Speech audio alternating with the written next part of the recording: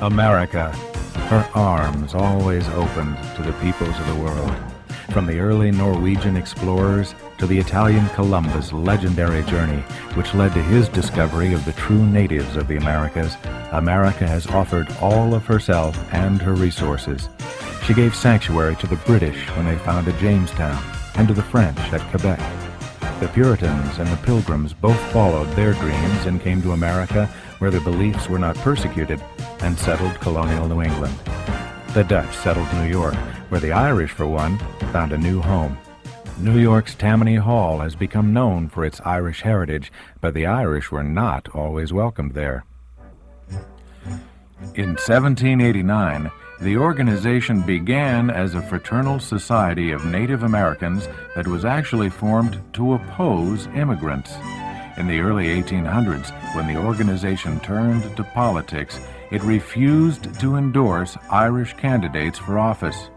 As late as 1817, an Irish Patriot refugee, Thomas A. Emmett, was unable to gain the support of Tammany Hall, even after 200 rowdy Irishmen stormed the society headquarters.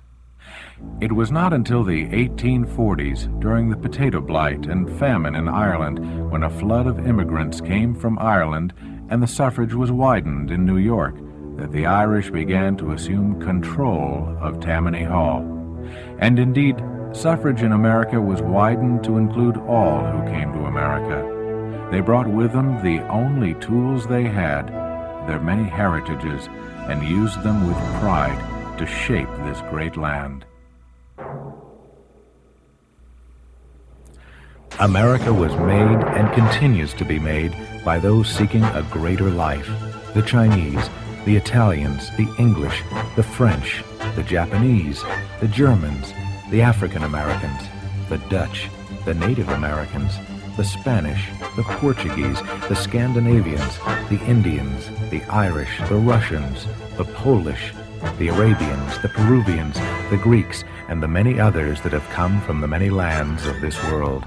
All of these great peoples continue to shape a country that breathes the air of ethnicity, not as individual cultures, but as one great culture, creating a great nation. This is America.